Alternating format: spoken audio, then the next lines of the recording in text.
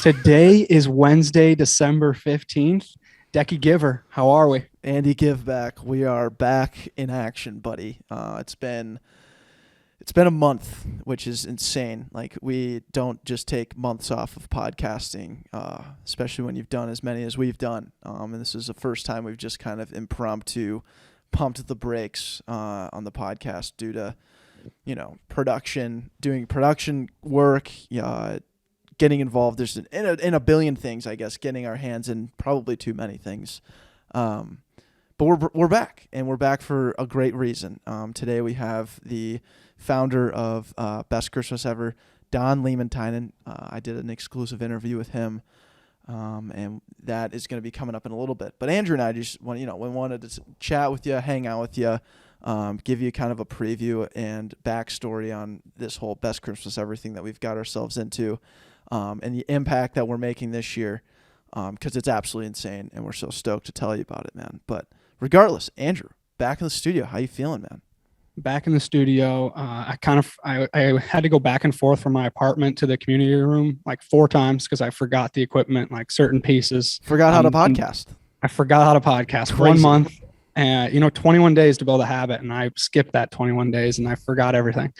But we're here now, and we're recording for the second year in a row a Best Christmas Ever intentional podcast to bring light to all these events that we've got in store for you in the next couple of days, as well as all of the work that's gone in for the past 6-ish weeks.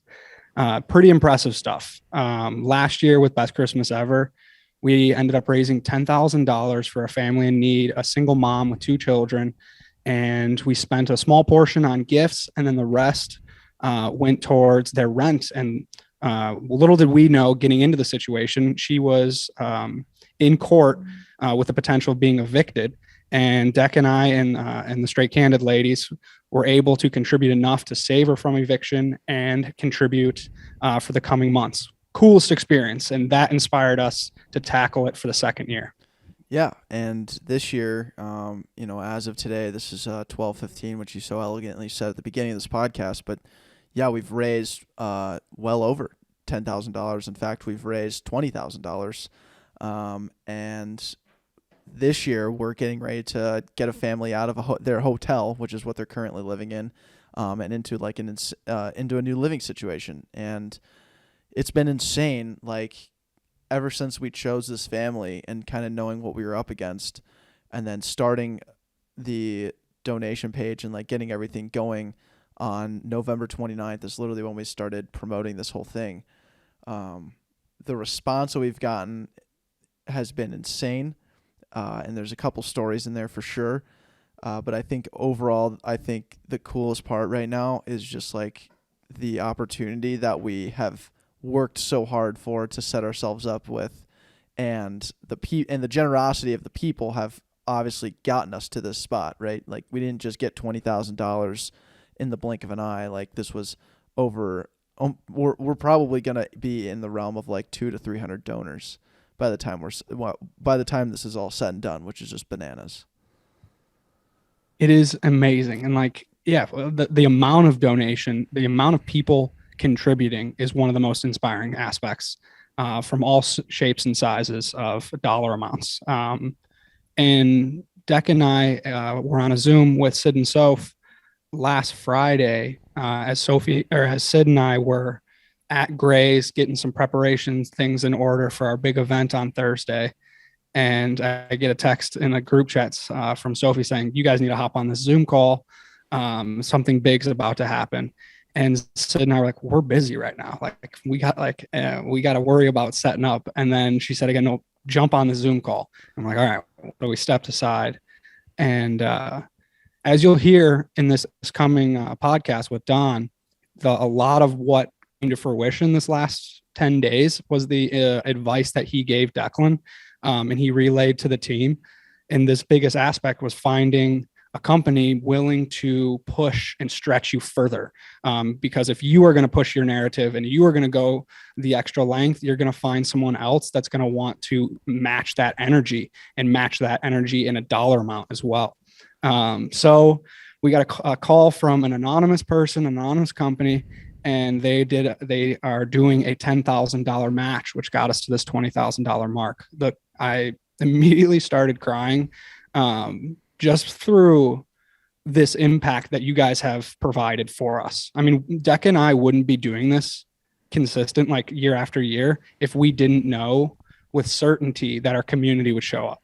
Like, that's why we do this, is because we've built this community and you guys have pushed the needle time and time again. And to sit here and be a part of Best Christmas Ever, knowing that the community is going to rise up and just match the energy that we put and that's why I started crying. It's like, I realized after the last 5 years of work, everything can happen in like a snap your fingers, in a flash moment of like just so much positivity, so much pure, like the right intention. Dude, it was amazing. It's so bananas. And like the coolest part too, about that situation was like, you know, like the Straight Candid ladies have been just like so massive with like building their own community within the last year, and like being able to welcome basically fuse the Backpocket Straight Candid community into one and have this as like a bigger push, has been just so cool. And part of that anonymous donor, what comes from the fact that like, she, like one of the people within the company had listened to Straight Candid and like has them in their car on their way to work every day.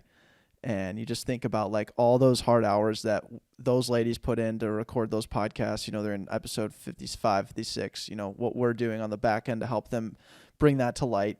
You just think about like all the different situations that kind of have to come into play for us to even get that opportunity to raise that amount of money. And then now be able to use that, harness it, put it on display, although anonymous, but put that on display and just show like how that spark of energy can ignite the community that is like so dedicated to raising money and like putting out the best Christmas ever possible for this family.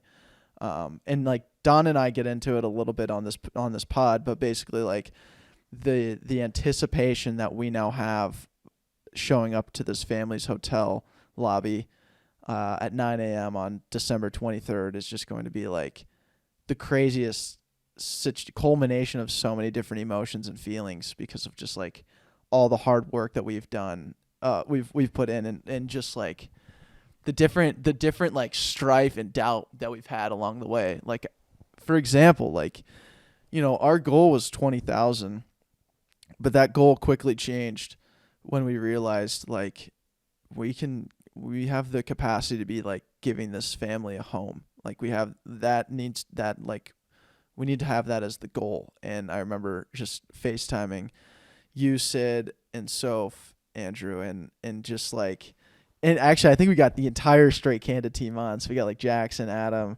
Marcus was on there. I think Lauren was on it too. Literally like 9 people. Again, like, hey, can you hop on a quick Zoom call real quick? Like, we got to talk about this. And just like the buy-in that we got from everybody and like all the different people that we'd had access to help us get to where we are now. And like and then like everybody actually like reaching out and following up with all these different people and making all these different things happen.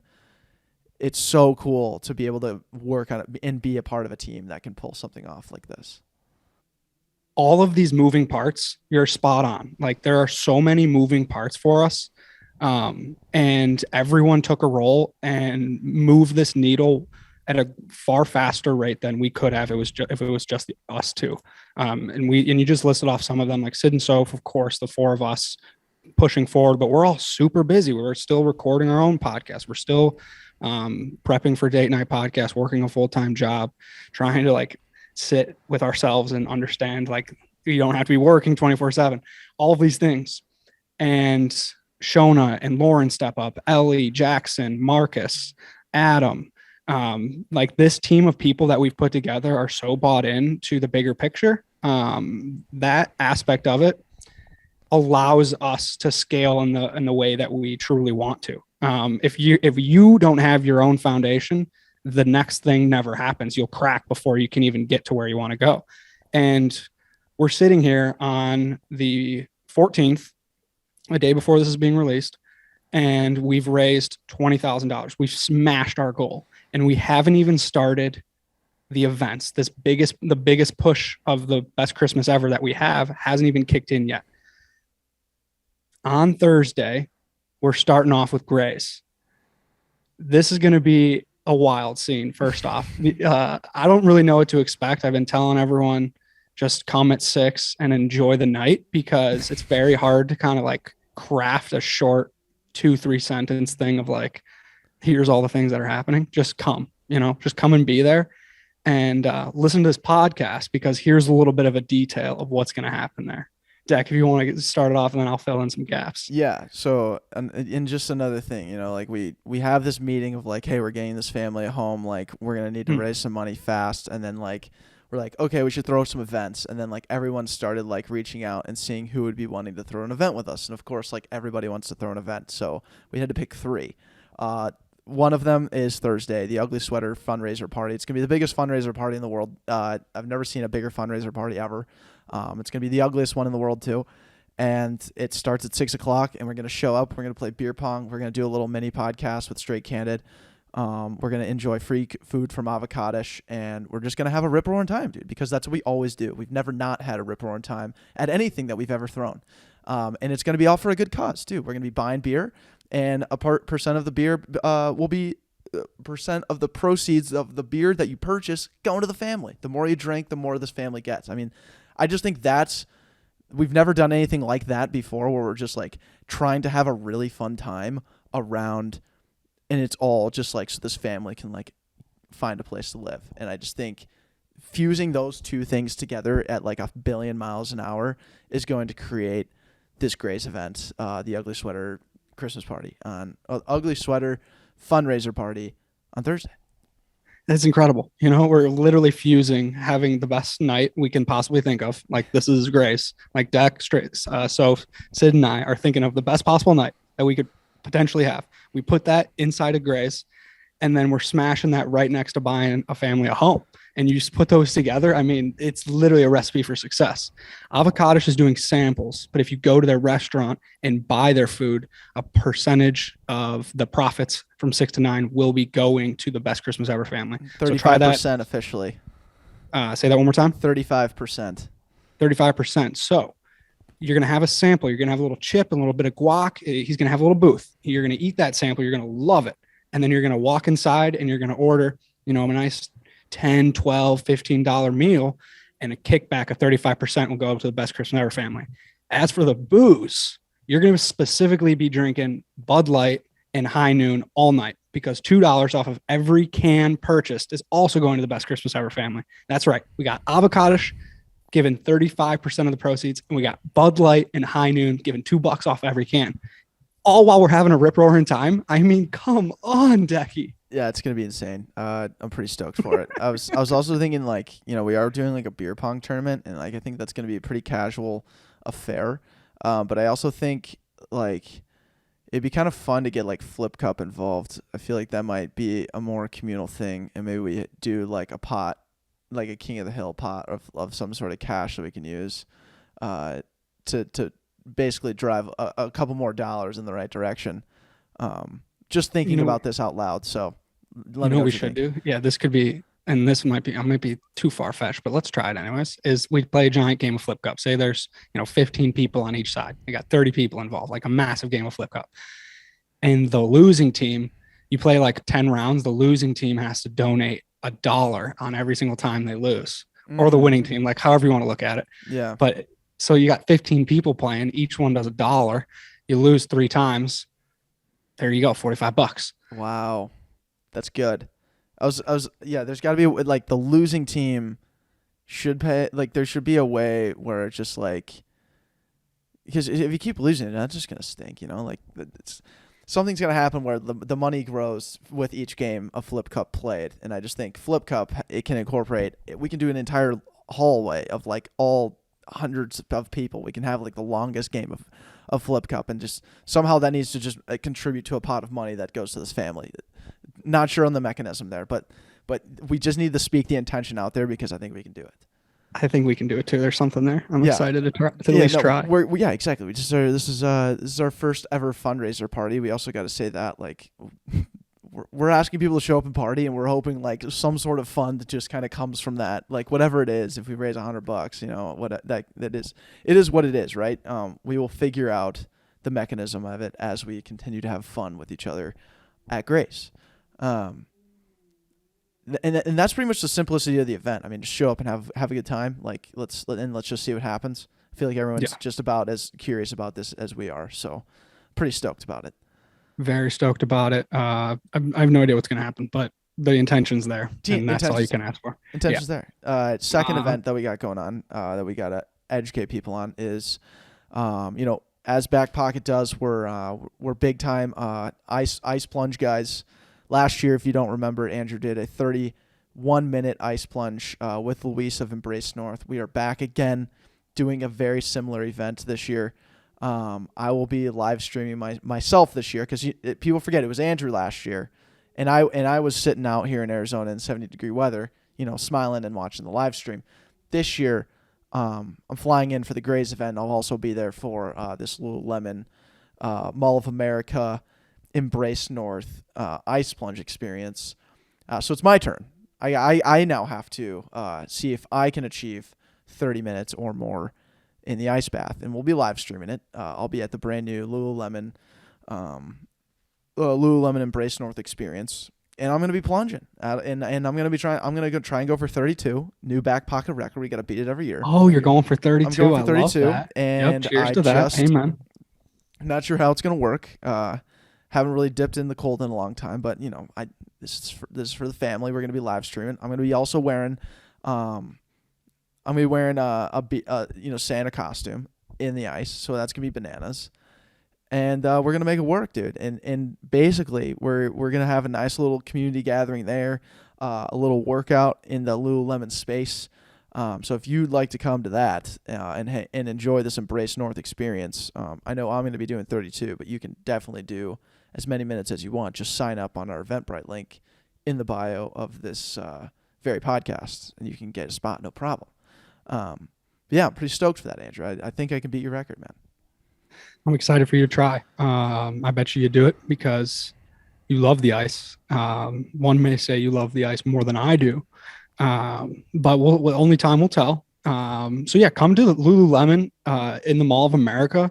Luis recently built out an Embrace North sauna and cold tub section. It's gorgeous, and it's a full like experiential Lululemon. The coolest thing. We don't have to do it in the back of Luis's gym where there was snow everywhere, and we were in like trash cans. He's leveled up since then. He's got like these significantly.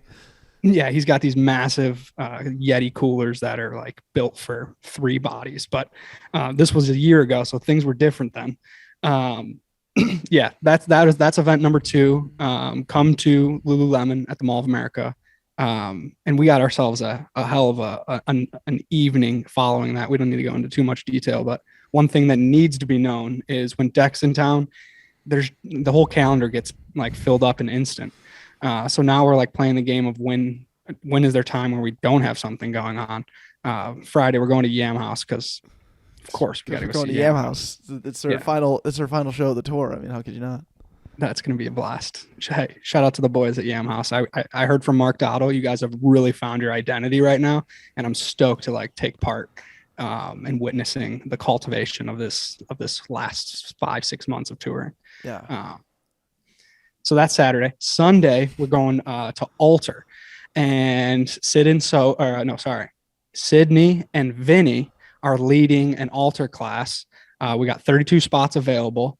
$50 a class. When you purchase a spot for the class, all proceeds will go to the Best Christmas Ever family, and you will have a free brunch. We got donuts from Cardigan Donuts. We got mimosas, a couple other soon to be confirmed additives to the brunch, and then we have a raffle going on as well, where Lululemon's going to be involved on that as well. Unreal's going to be involved. The Center of Movement is involved. So come enjoy a great workout led by Sydney and Vinny.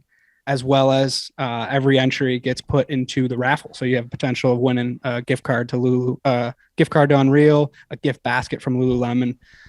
Dr. Matt is doing something crazy with Center Movement, as he always does, and some brunch, some donuts, and some mimosas. Absolutely. I mean, that's just sounds like the most insane time. We're gonna have a blast. But yeah, we have a very action packed like Thursday to Sunday, and I know we kind of laid out a lot of things. If you go to our Instagram, we have a nice organized format of it. We also have all of these events housed under one Eventbrite, so you can just basically click on that, figure out what you want to go to, and come to it, man. It's gonna be a hell of a time. I'm stoked. We should have prefaced this whole thing with, grab pen and paper, or grab a pen and paper, or pull out your notes app or reminders app. Like we definitely should have prefaced. Right. Definitely definitely need to be writing stuff down as we're talking. Like, this isn't just a podcast for leisure. This is a podcast to gather information. And shame on us, Andrew, for not saying that ahead of time.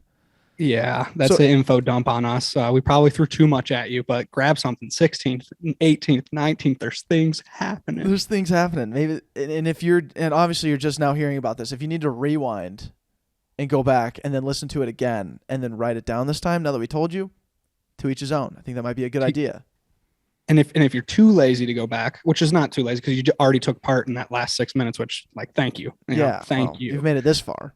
Yeah, you made it this far. Go to the Eventbrite page, because Deck just said it's way simpler formatted, and you got all the events on one section. Deck created that. Well done. Mad props. Working on it. Yeah, trying my best. But we're doing the damn thing. Yeah, we're doing the damn thing. And there's a couple things I just get really excited about. One, obviously, just being around the community of Minnesota and like being back in the situation. For me personally, like, I haven't seen a lot of the people that I'm about to see starting on the 16th. And you haven't met a lot of the people that we've interacted with over the last 6 months, potentially. Like, correct. Not a lot, but like a good amount. Like, there's people that are in our text group chats right now saying, Deck, you're coming in town, like, stoked to finally meet you. I know. Like, that's crazy. Thing. That's bananas. And that's just going to be amazing. And I'm just also stoked for, just that bonding that we're going to have in these different moments in time with with each other. And then on top of that, it's all for a good cause. Like, this is only going to be of benefit to this family who needs it. And, and what's really cool about like this interview I did with Don is just like, it gives you such a good look into like the potential of what Best Christmas Ever can do for anyone around the country. Like, if we had the mindset of giving every day, and if we had this mindset of like what Christmas really brings out of us, like, the world could be a seriously different place. And I think that's like the message I want to continue to reinforce with everybody is like, giving fucking rocks, dude. It's so fun. It's such a good thing to do. And I wish, I shouldn't say that. I don't wish I could do it more. I just really, really fucking love doing it. And it's the best gift you can receive is giving to others. And I'm just really stoked about being able to share that with everybody this weekend. Excited to then roll that right into delivering this surprise to the family, and giving them something that they really need, a life-changing moment that they're going to be like, remember those knuckleheads who show up in our lobby and gave us like basically the opportunity to get out of a hotel. I mean, there's nothing like that. Like, we're doing something that, like, it feels like we're the only ones doing it. There's plenty of people who have done fundraisers and stuff, but like, I'm really sticking to it. I just really like the opportunity that we have. Yeah, I really, really enjoy this. And I know I said this already, but the amount of different people getting involved for the last 2 weeks and what we're about to see for the next week, from Mark Dowdle doing $5 5K and us raising $1,000 in that event, to For Our Shared Humanity throwing a little post up there. My dad and I workshopped a little narrative. My dad getting super process oriented on it. He wanted a script and everything, and he wanted to know what I was going to say. That brought in a good portion of money. Did great. It did great.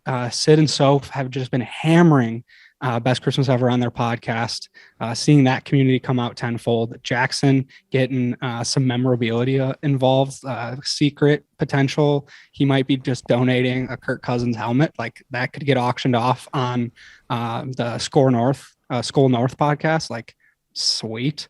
That's, not confirmed, but there's a potential there. Like, there's so many different people that have touched back pocket or we've touched them over the last 5 years that just they're offering their hand in service for this intention of giving. And we are just the engine behind it, but we just continue to move forward, and then people will come with it. And that's all you got to do. You just got to continue to take action. I think some people have sent us notes just saying like, I really appreciate the action behind all of this, because they feel like they are part of this bigger thing. They have the ability to intertwine in this give back because of the continuous momentum that we're building. Like I said, man, giving rocks. It's the best thing in the world. I know. I extended that short sentence. I should have just said giving rocks. No. You don't. We can extend it as many times and say it as many different ways as we want, because as many different times or different ways we'll say it. Giving fucking rocks, and I want to continue to do it for the rest of my life. And I love the fact that like we've worked so hard to build this podcast, this community. We've now partnered with Straight Candid and their community, and like we have just this whole big friend group that is just willing to give of themselves. Spend hours and hours and hours all for this family to like give them a life-changing moment. Like I'm sitting at the bar getting some dinner one night on like a Thursday or Friday night. It was a Friday night last week, and I'm just like, I'm one of those guys who just gets like really excited, and like I like sharing the things that I'm doing when I'm doing something cool. And I was catching up with this bartender, and I just asked him, I was like, hey, what's new with you? Blah, blah, blah. And he, of course he asked me what's new with me. And of course I tell him I'm raising money for a family. We're raising money, and we're going to surprise them near Christmas. And we're going to try and get them out. We're raising money to get them out of their hotel and into a home. And he like stood there for a second and just like started to tear up. And he's like, dude, I lived in a hotel for 17 years of my life. And he's like, I really fuck with that. Like you're blessed. Like, thank you for doing that kind of thing. I know it's not an easy thing to do, but just know that really hits home. And I just realized like we're in the right spot. We're doing the right thing. We're making the right moves. We're making an impact, man. It's insane. I love it. It's insane. It's really insane. And I don't know if you and I really realize what we're doing. It's so, once we have we had the intention of 20,000, we had just the intention of helping this family.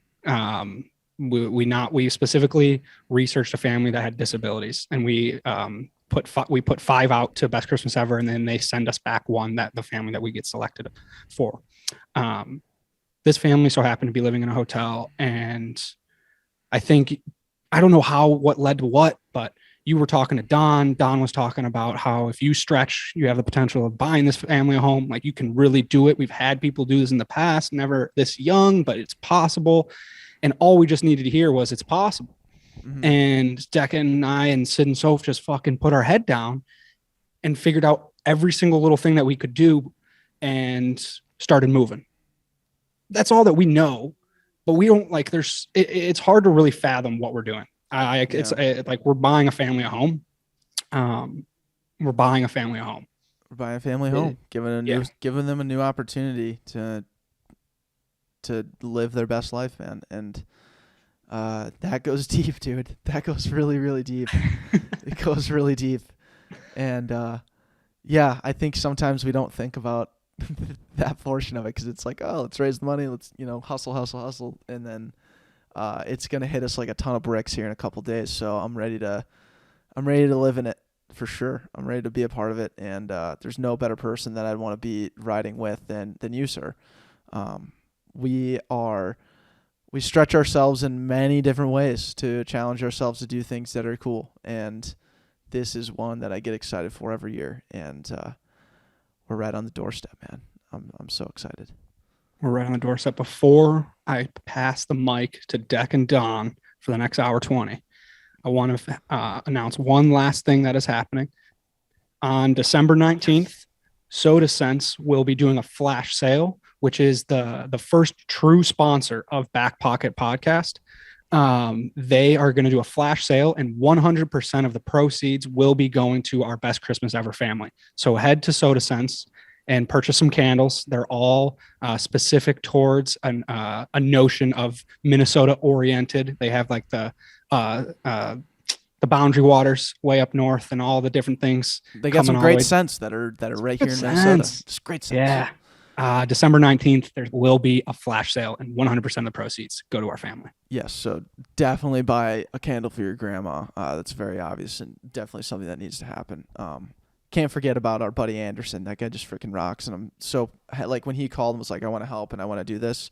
The coolest part, Andrew, was like, he was like, "Yeah, we're getting ready to go full time with Soda Sense," and like to think about how far he's come in like the year that we did a partnership with them, and like just how much he's grown in that time and how he's been able to like go from just selling candles online to having enough having enough traffic to his page where he can just be confident in like a complete sellout of candles and putting all this money towards for a family. Like it's going to be so cool to watch this all come to fruition, and just like the give back and the energy and power that is behind each and every one of these people that's either listening to this podcast, buying the candles, being a part of any of these events. Like nothing can match that kind of energy, and I'm so just like thankful that we have this opportunity, man. So hell of a time. That was way longer than anticipated. However, we packed it with information. Yeah, that's a hell of that is the longest intro we've ever had. I guess that's what happens when you deprive us of like not recording a podcast for a month. Is just kind of just what happens is we record a podcast in general. Yeah, there's no way we were going to get that done in 15 minutes. We weren't going to get it done in 15 minutes. I mean, that's just how it works. So how long did we go for? Like 22? No, I think that was closer to 30, 35. Yeah. All right, we got a 2 hour. We got close to a 2 hour podcast for the people today. How about that? Grab some popcorn. And enjoy Decky leading the conversation with Don, one of the co-founders of Best Christmas Ever. What a guy, and a true inspiration to Deck and I for what we've accomplished so far. Enjoy. Don, welcome to the Back Pocket, man. I'm so glad you joined us today. Well, thanks for inviting me on. I'm excited to be here. Right on, man. So I do want to build a little bit of context because I do think this story... Your story in general is phenomenal, but just the story of kind of how I was that I encountered you. First off, I was really excited that I got your last name right, Don Liimatainen. Cool last name. 2 eyes, which we'll get into. I've never heard of 2 eyes in a last name before, which is sweet. But I got a call, and it says, how your iPhone kind of tells you ahead of time, like, hey, this might be like potential spam or something like that. This one just said, maybe Don Liimatainen. And I was like, that could be just as good as a potential spam caller. But I answered anyways. And of course it was you. And we had a great conversation on just our BCE family this year that we're sponsoring and raising money for to put them in a new home come December 22nd or 23rd here. And just your energy was incredible. You inspired me. I had a meeting with our Straight Candid team and everybody associated with it. And just that aspect of going all in, man, I think that was kind of your main message. And I just wanted to say, like, thank you for that call. Thank you for taking the time to reach out. And thanks for being on the show today. I'm excited to be here and excited to something special happens when you move those chips to push to all in on it. So it's excited. So just to start off, I'd like to kind of get a little background on who you are and how Best Christmas Ever kind of started, and kind of contextualize what Best Christmas Ever is for some of those interns or listeners that are listening today. So could you kind of set the floor and the scene of kind of who you are and what Best Christmas Ever is? Yeah. So Best Christmas Ever, it wasn't something that was, set out to do or anything like that. It came at the effects of getting real sick. I was struggling. Have you heard of ulcerative colitis before? No. Crohn's? You heard of Crohn's? Yes, I've heard of Crohn's. Yes, it's a sister disease to Crohn's. And I ended up having, which it ultimately led to a complete removal of my large intestine. And so I was in my 20s. I had a single dad, a 3-year-old son, and I was down 80 pounds from what I am now. My skin was starting to be yellow and gray. So there I am, Christmas Eve, looking at a empty Christmas tree, and just these thoughts and feelings of, how am I going to explain to my son the next morning? He gets up, 3 years old at that age where they get up and they're running, and what am I going to say that, nothing that year. And it felt like I had a giant hole in my chest. If you ever gone through a real tough time, it almost feels like numbness, like you're outside in the cold and it's, you can't get warm. And thankfully, I didn't have to have that conversation. I ended up getting a knock on the door. And my mom and some other family members had put together 2 bags of gifts. So I'd, go over there, receive them, come back in, and dropping them around the tree. And I was just bawling. I'd received gifts before, but I'd never been in that place before, where somebody else counting on you. And as I put them around the tree where that hole was, it felt like a little fire got started, tingling all throughout my body. And God planted the seed to be able to pay this thing forward. And so there we were. We had so it would have been a year to the date later. Year to the exact day later, had reached out to some friends. Jason had reached out to some family members, some different people, and just like shared about what happened. Let's get this thing rolling. Partnered with Life 97.3 Christian radio station. Said, hey, can you help us find the family? Help us find it. We'll take care of everything else. And so there we were, standing on porch. A family had no clue. This is no nominated. Now we have like the nominator. You have like other people, like things. We were literally drove out to, middle of nowhere, show up at this house in the middle of a snowstorm, but, knock on their door, just start carrying stuff in. And, from doing a drop, you get that where it's like, they're like, what's going on? What is this? But then as you start to go, then the kids start to run around, grab the stuff and go. And, when did that, went back in the car and just literally just like shaking, like the adrenaline was pumping and just like that shaking feeling. And we said, like, wouldn't it be cool if we could double the amount of families we serve? Then we started. 1 went to 2, 2 went to 5, 5 went to 10, 10 went to 25, 25 went to 50, 50 went to 100. And now this year, we're going to bless the most families we've ever blessed before. We're going to bless 170 families. What that equates to in annual giving, about 1.7, 1.8 million that we'll actually be giving directly to families. And it's just the reason why it's just amazing people are continue to step up over and over again, as as being a captain. And you see, like, I don't know, are you in the captain's group at all on Facebook? Yes.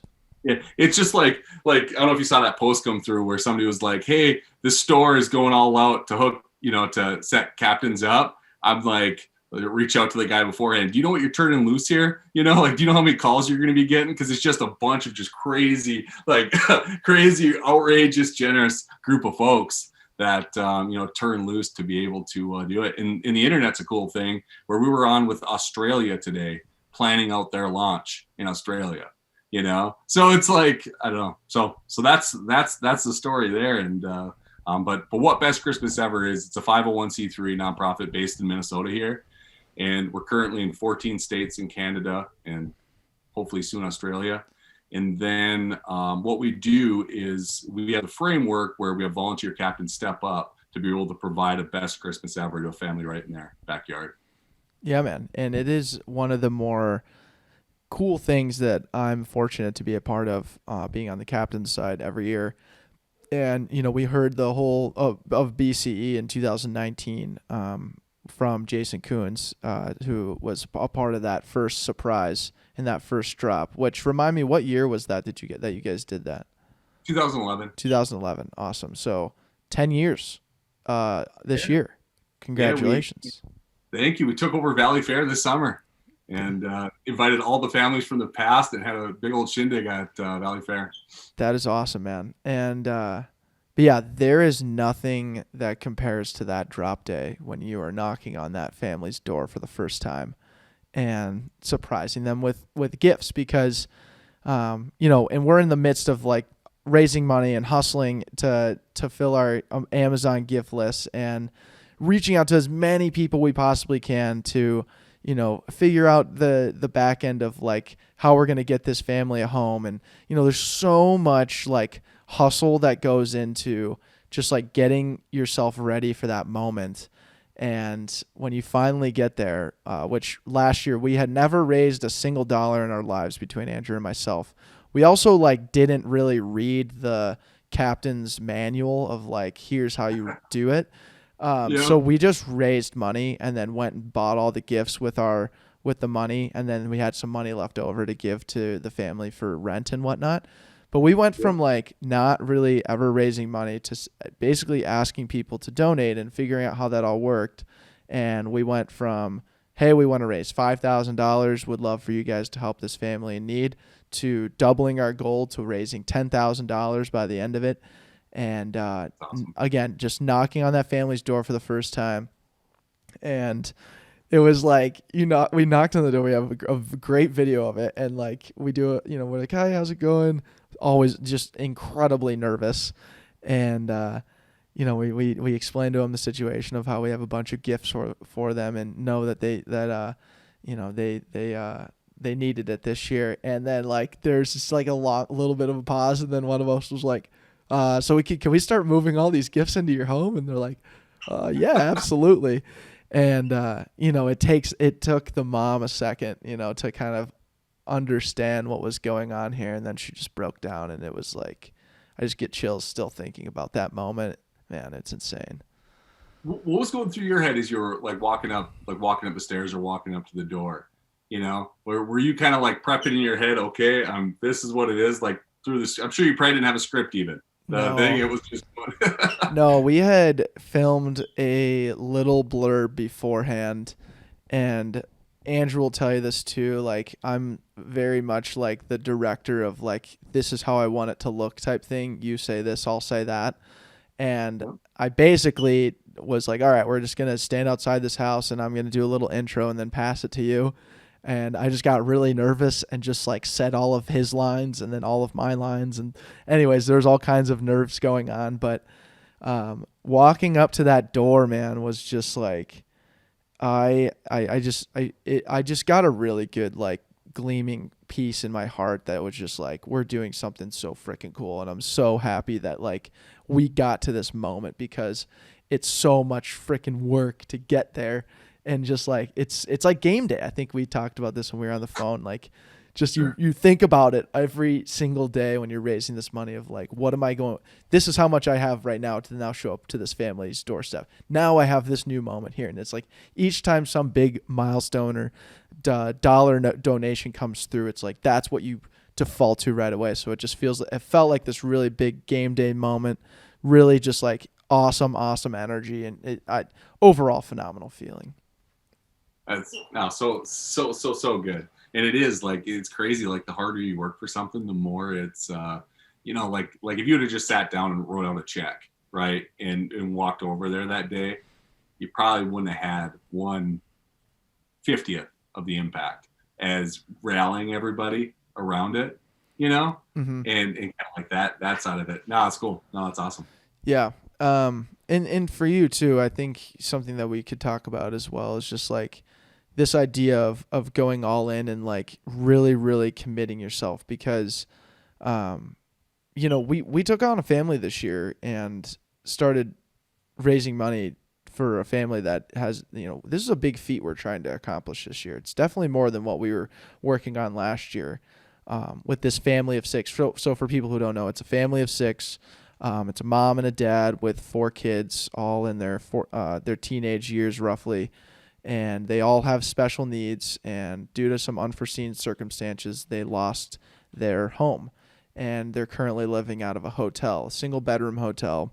And right now, Backpocket is tasked and is planning on delivering this family with a new living situation come on December 23rd, and that aspect was not reached, or that idea and that goal was not solidified, and probably wouldn't have been solidified had you not called me, because before it was like, okay, we're just going to try and double, what we did last year. Let's raise $20,000 and see what that can get the family.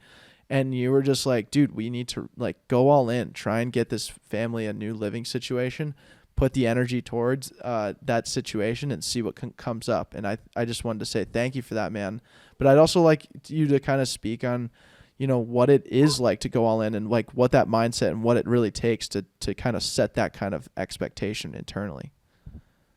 Yeah, it gave me goosebumps just as you were saying that right there. It's so far from a Bible expert, but one quote that comes to me is like Colossians 3:23, where it's like, whatever you do with all your heart as if you were serving the Lord.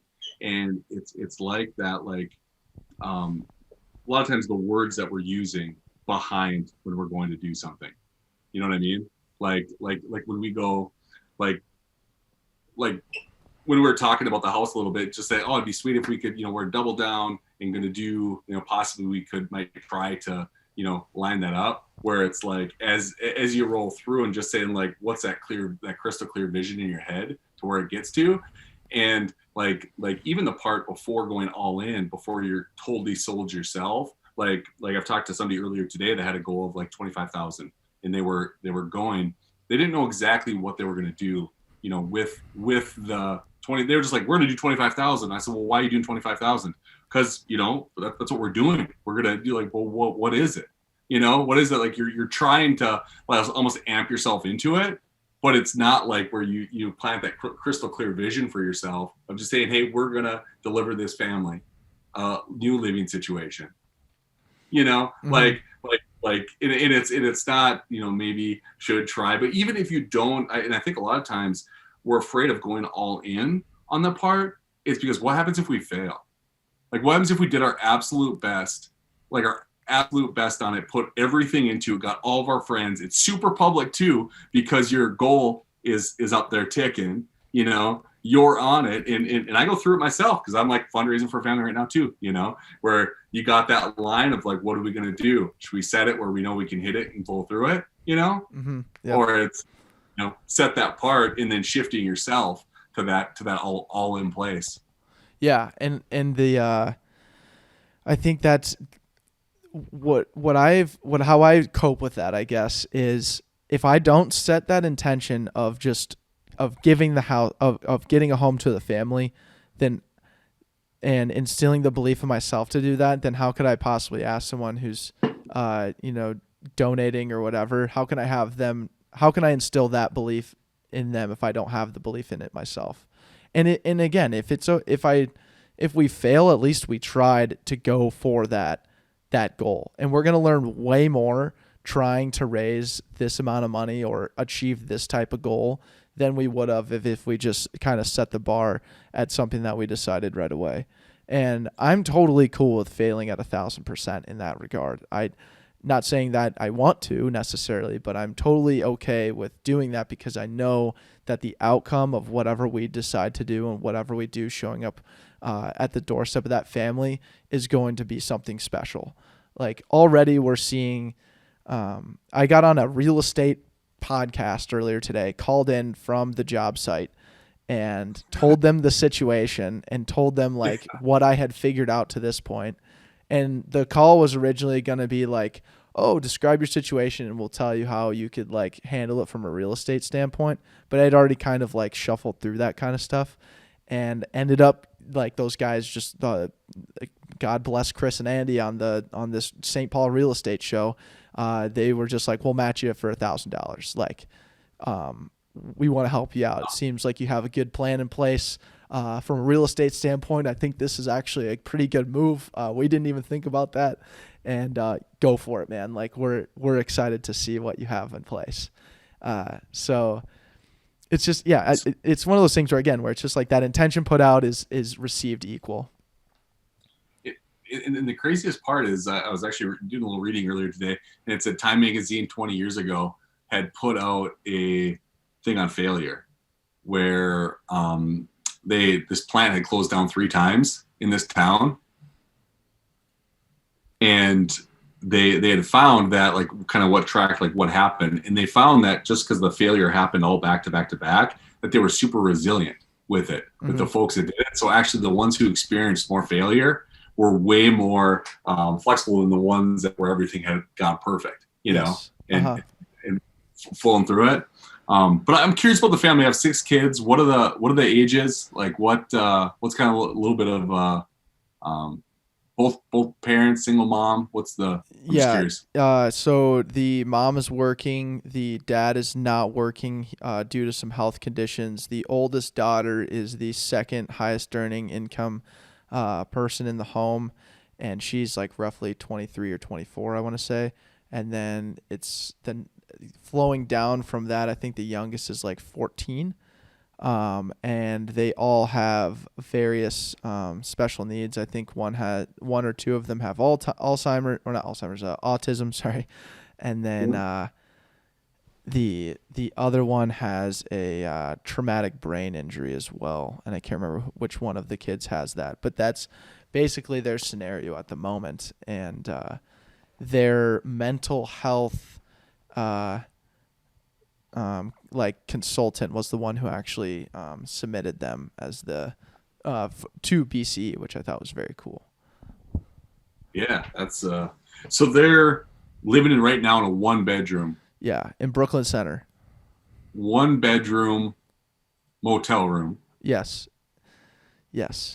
And it's insane. And they're most of them sleep on cots, and it was the only reason they even have the cots is because the mental health coordinator lady was able to like buy them for them just to keep them like going. So yeah, and that's another crazy thing. Is like we're literally going to show up outside this hotel, and basically go knock on their hotel door to surprise them and tell them that they don't have to live in a hotel anymore. And I think that's just gonna be the coolest thing ever. Well, the thing that's just wild, just like looking from a parent's perspective, about imagine your kids not having their own bedroom, and then getting to walk in and having their own their own room, their own space, that whole thing, and like the family, like I don't know, it's a beautiful thing. Like just putting out there, it's crazy huge. Like getting somebody into a home. You know what I mean? Yeah. Like just like it's one of those things. But when we were on our call, I could hear it's on your heart. Like that thing was, this family is in a hotel, and it's possible. Just not exactly how that's going to be. Yeah. To be able to put them in that. And I know regardless that I know for a fact I can show up with whatever money we raise and get them out of that living situation, no matter what at this point. And I'm so confident in that. What's interesting to me is what I was most surprised with right away was when I started asking about contacts in like real estate and property management just within the greater Minnesota area, like how many people I was like already in touch with. And I was on calls with real estate agents for like a whole week. And now I'm on these follow-up calls. Once I got my pitch down, I started to like focus in on like the actual people that would be able to help me. And the pulling at their hearts too, man. And that's the thing. It's like if I had come to those guys and said, I'm looking for something in the 20K range to get them off their feet, blah, blah, blah. No, just went straight to, I want this family to have a home. I'm trying to show up on their doorstep of their hotel room and tell them that they no longer have to live there. How can we figure out a space for them to live? Like we're willing to do basically anything. And then you could hear their brains start tweaking and the gears start turning. And it's again that just like that belief that you're instilling in someone is just like so cool. And I'm interested to see how the mechanism works. Jason Coons gave us this bit of advice last year, and he just said everything you're going to do from now till when you see that family is going to be 80 or 90% intention and about 10 or 20% mechanism. You're not really going to know how it's going to shake out, but you're going to have the right intention to push it in the right direction. Stay confident in it. No, that's right on. We on Monday night there was one that had happened, and the captain was surprising the family, and they were all at a church. So now you can imagine a full church. This family was coming in, which they thought they were going to a prayer service. Mm-hmm. I said, well, how's this whole thing going to roll out? Like they're going to come in, and what he's like, I'll just know it's the moment as it goes. And I'm just like, all right, there it is. Here we go. but it ended up all shaken out. But yeah, it was one of the most beautiful things watching, like that family being able to open the doors and run through the house to have their own thing. And the craziest part is like, you're going to be able to do this. Basically, you're in Arizona. You're going to be doing it from how many states away? You're going to be putting a family in the Twin Cities that's living in a motel. They don't even know you exist, but you're working your tail off, and you're going to end up putting them in a place like a new living situation, which is so cool. Yeah, man. Just a question for you. I'd love to know, like, what is the, what have you seen this kind of stuff happen before? Like, have people been in really bad living situations and have been like surprised with a home before? Like, has that? I think what you said it has happened before, but I just would love to hear like if you had a story or two of a situation like that unfolding. Yeah. So like, well, it happened on Monday. Oh, that was the one on Monday. Okay. Wow. Yeah, it was the one on Monday. Yeah. I'll shoot you over the news clip after if you want to pin to it. It was just they set out, as they started to climb. It ended up being it's our largest kindful at the fundraiser. They're 147,000 is where they ended up. Yeah, it's got people's hearts stirring and everybody, because it's like an amazing party. At first, nobody wants to be there, when there's 2 people. But when you get 150 people, everybody wants to be there. Mm-hmm. Everybody wants to be a part of it and have it flowing. But yeah, so that one happened Monday, and it was just so like kind of set the scene. Like they were in a church, the family was coming there for like a prayer service, right? Is what so they show up at the prayer service, they come walking in, the spot that was open was right up front. They didn't know it, they naturally went right up front. And it's funny because their nominator was from the Twin Cities. Mm-hmm. and she was like, well, I'm in town for work.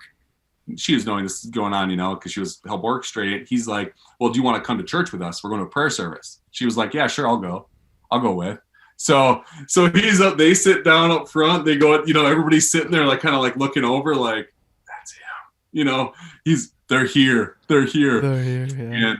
And then, the pastor was up there, going, and then he ended up saying, he had a generosity talk kind of tied into it. And then he invited up the nominator.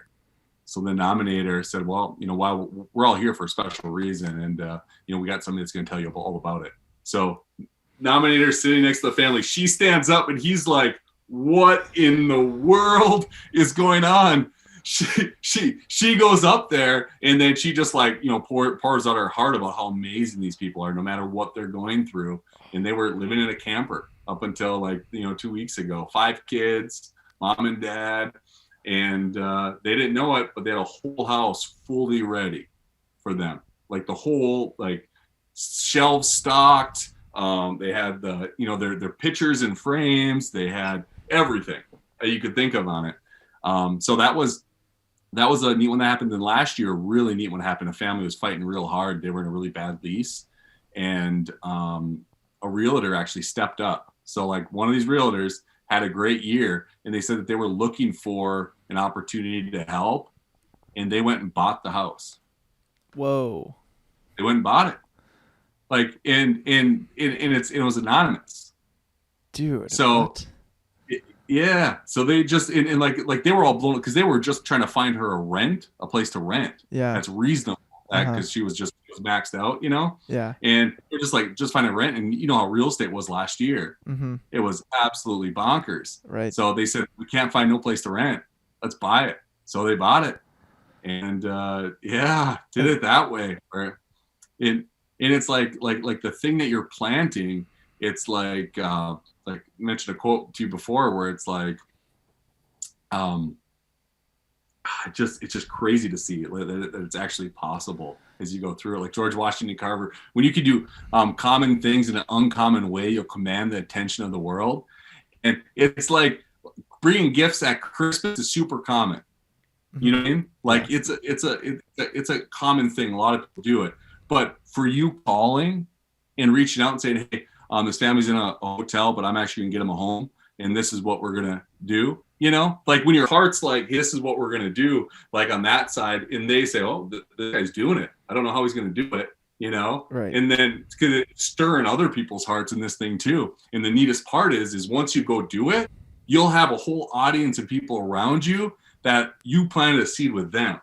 Mm-hmm. And so when they see somebody with a broke down car, like just say it needs a new alternator in their car, they're like, oh shoot, that's an easy fix. Hey, Joe's mechanic. I need some help over here. My main man Bob, the car's broke down. Let's get him in there and get him fixed up. AAA's on the way, taking the car, and it's just like boom, where like doesn't even stop you for a second. Right. Yeah. I just get really fired up about it, man. Like that story gives me chills thinking about the nominator getting up in front of a church full of people to like deliver this insane news. And just and even that anonymous house buyer, it's like anything is possible. Like but you got to put that intention out there. And I think that's like the key part. It's been really cool too. Like, so we have like one pretty solid lead on someone who may be able to, he's like flipping the house and it will be ready for them to potentially move in like in 2 or 3 months. And it's probably ready to be toured at this point in time. And I was literally going to have the family go tour the place thinking that they're going to buy it or like try and have the money. So I'm hoping like I can put this together next week of like having them go and look at the house before we just kind of surprise them with it. And just seeing what I can pull off there or what we can pull off there, because I think that'd be really, really cool just to like have them even contextualize this idea that this is something that out there that they could potentially have. It's been fun working like with the realtor that represents this family or has been working with this family already and, struggling so much. He's been great just helping us with the whole situation and whatnot. But yeah, man, it's again, just goes back to that intention and just seeing what the heck is out there. And I've been just blown away so far with the opportunities. And it's now without being said where the action you're taking behind it. Cause it's like faith without works is dead, Yeah. like it's putting that intention out there and then doing every possible thing within your capability to make that thing happen. Like where the part where it jumped out to me where you said 2 or 3 months where it is, like I see like a move that bus moment, where they're able to go in to say 2 to 3 months, but we got 2 to 3 weeks. Yeah. Here's, right. Here's what it is, this company coming in on top. Right. No, that's cool. Yeah, man. No. I'm interested to see how it all plays out. We're right in the thick of it, and we're releasing this podcast right in our big push, right? Basically we'll be within 1 week of basically surprising this family. The another thing too, so one thing that we've really been pushing this year is like basically getting events, trying to rally the community in person, now that we're allowed to, obviously, and really trying to raise money 1-to-1, and also working on the company's side of like asking for that match and asking for their involvement in different ways. I would just like to hear from your perspective, like how have you navigated that or seen success from various just various other captains or stories. I'd love to hear kind of just some examples there to kind of help us like really harness and like throw a sweet fundraiser party, which is going to be on 12/16 at Gray's in the North Loop. So I'd love to see you there. But also like, how do we throw a great party, I guess would be the first question. And then second, like, what does it look like to really ask for a solid match from a company or something like that? Cause we're literally very average at that. Cause we're just starting this for the first time, really. Yeah. So the first thing is how could somebody help you right now?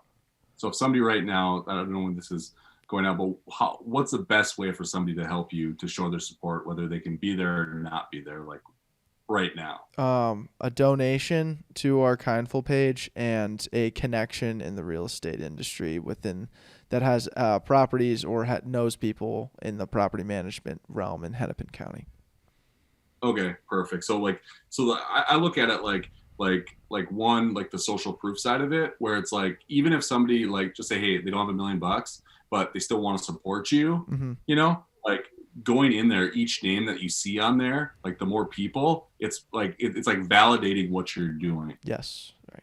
So it's going in. So like, even if somebody says, hey, I don't have $1 million, but I still love to support. Like, I love what you guys are all about, or you poured value in for the last 2 years and I'd love to do it. So like a $10 support, like that helps out of the gate, because the more names you have on there, Mm-hmm. you know, Yes. the more it's like, okay, this thing's happening, it's real. So now it's like you're building a momentum game as you go. So like you'll start to go and people will start checking back on it. And then it's a momentum and update game where Yes. you're going, the people that did it, then you go back and say, hey, we initially said this is where we're at now. This is what we got going on, you know? So you're updating those people as you go along, and you being a media, production company ends up working out to be great because you can do that to a lot of people often. Mm-hmm. So then you built the momentum and social proof, and like, so you have a whole slew of people, and looking at it from like dollars wise, what I always shoot for is try to get to that 1,500. If you're doing a $5,000 fundraiser, get to 1,500 as fast as possible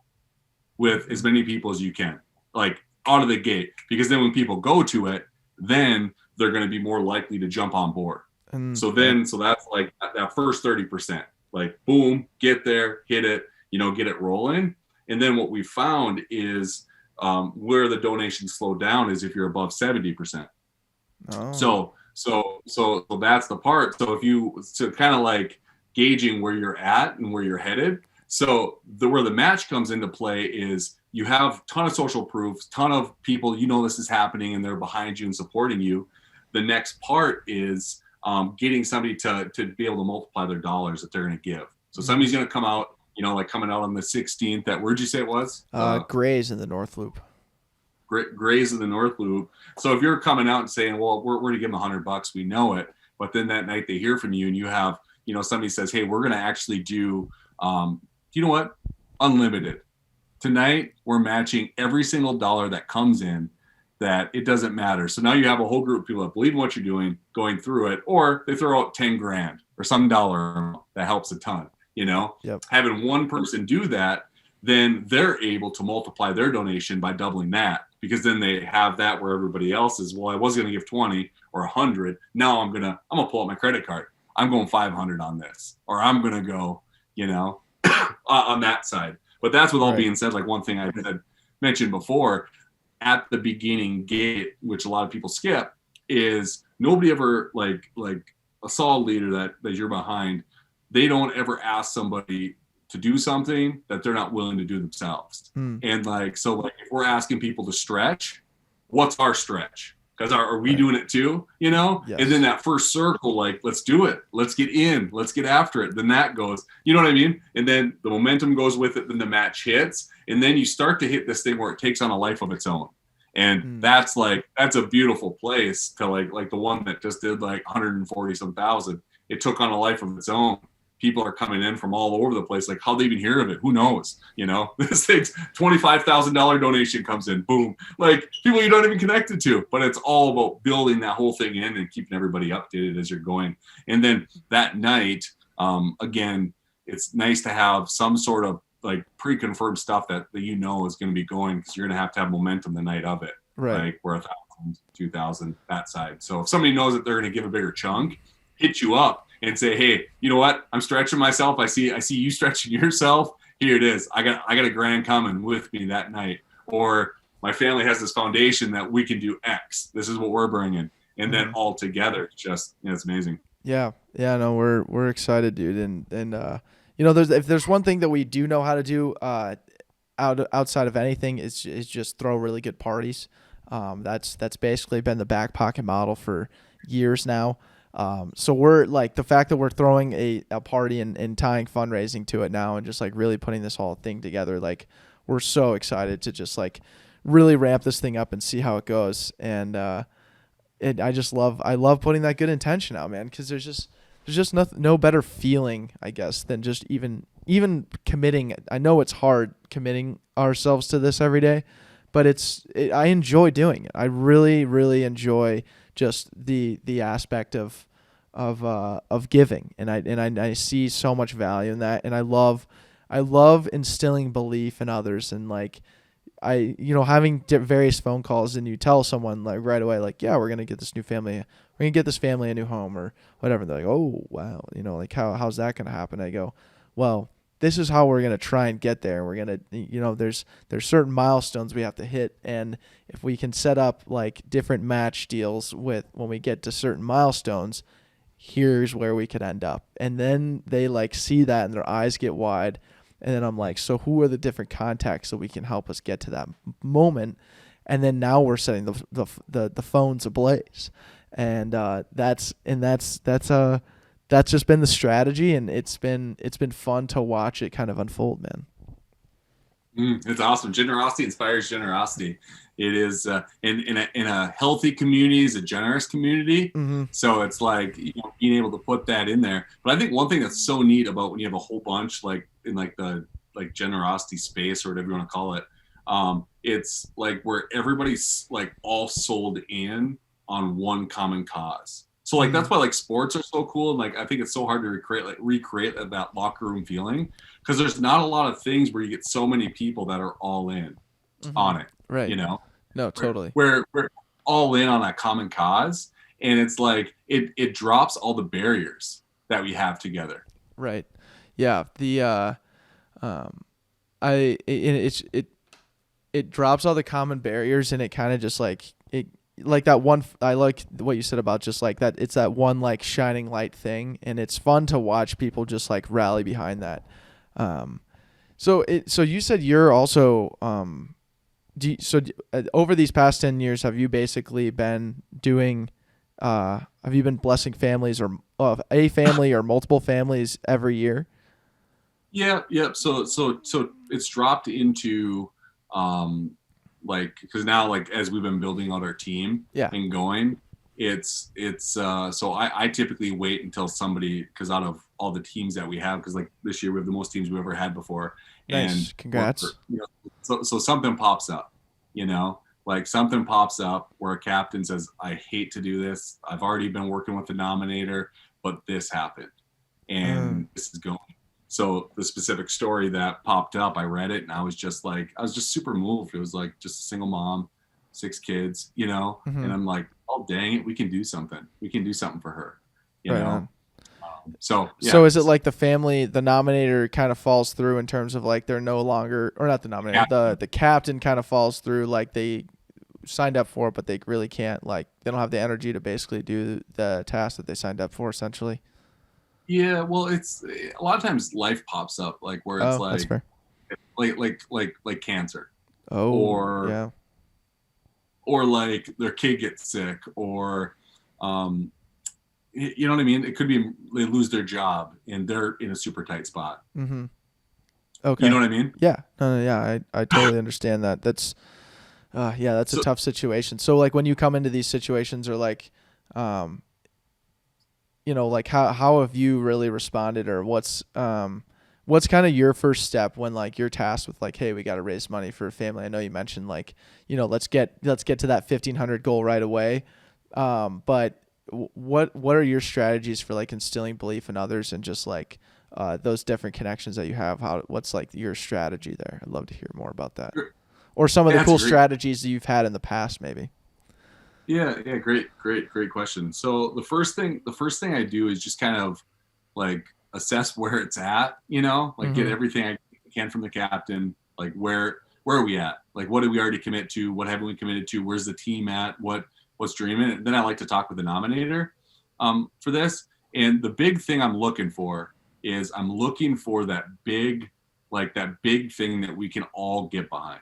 Like that big glaring you know what I mean? Like rally cry. Like what's the thing that's simple for people to understand and can all get behind? Because you can raise a ton of money, but if like with, it's almost pointless without you having that thing that's behind it. Mm-hmm. You know what I mean? Right. So that's the first thing, is I'm really trying to figure out and really build that. Like what is that? Why that's really going to fire me? Because before anybody else gets sold, I have to be sold myself. You know, correct. Like I have to like you have to truly believe that this family, you know, like a house is like going to be a life-changing thing for them. Right. You know what I mean? Mm-hmm. Yeah. So it's like getting myself sold on it first. That's the part, is once I get myself sold on it, then the first thing I do, and any campaign I'm ever behind, I go in and I make my own contribution. And if I'm going to ask other people to stretch themselves, I sure as heck better be stretching myself. Right. You know what I mean? Yes. So I do that. So then the next thing I do after like kind of do that, I'm really kind of getting to that 1,500 as fast as possible. And it's I hit up my ride or die people. Like, who are those people that say yes? Like you said, hey, I'm going to Antarctica tomorrow. They said, I'm with you. I'm in, I'm in. They don't even ask like what the heck's going on, anything about it. Cause I just do that because then it builds that momentum with it. So then, because each time you're building it up. And then once you kind of get that original momentum, like I talked about before, then I start going to the group and I talk with my inner small group and to see if we can come up with a similar vision that I think kind of makes sense. So us as a team, that we can get all in, like where it's not just, it's not just you saying, hey, I'm going to get a house. So it's what we're going to do. Hey, instead of getting them a used vehicle, let's get them a brand new vehicle. You know what I mean? Right. Instead of getting them, instead of paying for their motel for 3 months, let's get them a house or let's get them that thing. Right. So it's kind of like what's that rally cry that we can all get behind. And then once that smaller group is all sold in, then I go to the next ring. So right now the campaign that I'm currently running is we just got to the next ring. We got like 89 people in the group and we're just getting that stirring to hopefully have what that initial core bunch is doing to go to that next round. Because then once we do that, the thing can take on a life of its own. Right. And then the thing flies. Right. Yeah. So just basically building the community and the circle of trust around like the people who are going to be just like totally all in about supporting this family and, obviously instilling the belief. What's been your craziest or most unique drop story that you've been a part of? If you could pick one, I know that's a tough question. Yeah, no, crazy or most unique drop story. Last year's was really neat where, we were on a Zoom. It was a Zoom drop, but the family that didn't know it, there was about 75 people outside their house with fire trucks, everything, and just the logistics side of it. It was absolutely bonkers. Like there was like, I bet. You know what I mean? So it's like all this stuff happening. So that was really, really neat.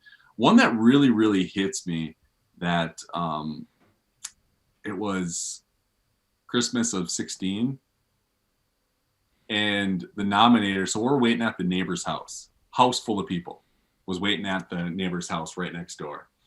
Or we were all waiting in there because the dad had went to the mom's nursing home to be able to pick her up because she had a brain aneurysm and she ended up going in the ditch with her 9-year-old daughter in the car with them. She calls 911. And life that comes in, saves her life. But so she was in a nursing home. She could only blink her eyes. And so now dad was going to pick her up with the daughter. And he's a burly construction worker. You know what I mean? Everything he has, he's worked for, all that stuff. So we're waiting next door. Like 1 hour goes by, 2 hours goes by, 3 hours. We have a full house of people. We're like people are waiting for this drop to happen. Like, hey, and this is, I want to say Christmas Day. I want to say it was Christmas, the morning of Christmas Day. So we're going and there he ends up coming and we start to head out there. The nominator stops us all. And he's like, hey, we're likely going to get kicked out of here.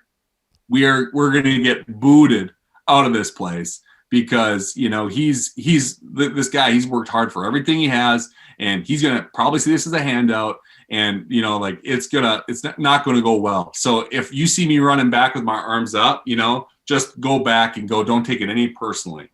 So, yeah. So we're walking down the driveway now from the neighbor's house, walking down the driveways. He's telling us, we're like, what in the world is going on here? We're going to get kicked out of this house. Christmas, we spent, away from our families. We come in there, we come into the house, and the first thing I see is 2 big construction guys bear hugging each other, bawling, absolutely just bawling, and tears flowing. And he didn't kick us out. He ended up welcoming us in. But the thing he had shared with me after that, he said, the moment I saw all these people was the moment I knew everything was going to be okay. I knew I wasn't alone in this, in that the community was around me no matter what I went through. And but yeah, so that was one that it was really, really special. And just what he ended up doing after that too, ended up paying off like over $100,000 in debt by working the Financial Peace University program that we offered all families. Mm-hmm. And he continues to contribute and pay it forward. He's like, I'm helping any way I can. Where it's just like, yeah. So that'd be Damn, that is amazing, man. What a whirlwind of a situation. And that also goes to show, man, like the sacrifice, right? Like you're taking your own Christmas or Christmas Eve, one of those two sacred days of your own personal life and putting it towards and offering and doing it for someone else, man. I think that speaks volumes to the action and like the care that you have behind this company. And I'm so excited to see, it continue to grow. And I think like, I know we were kind of talking offline about this, and I can always talk your ear off about like social media and TikTok and some of the other growth mechanisms, but like capturing these genuine drop moments as many times as you possibly can, that is, people will latch on to those moments more than anything else. Through this podcast, I'm sure, through any sort of thing that it's always about the drop, right? And I know we spent a little bit of time talking about the strategy behind it, just because that's what we're in right now. But I'm such a believer, and I think that this really has the potential to go global. And I know you did $1 million, 1.5 or something close to that $1 million in giving last year, but like, dude, to the moon, man, to Mars. I think this thing goes way bigger, and I'm excited to see you just be the guy who's guiding the ship, man.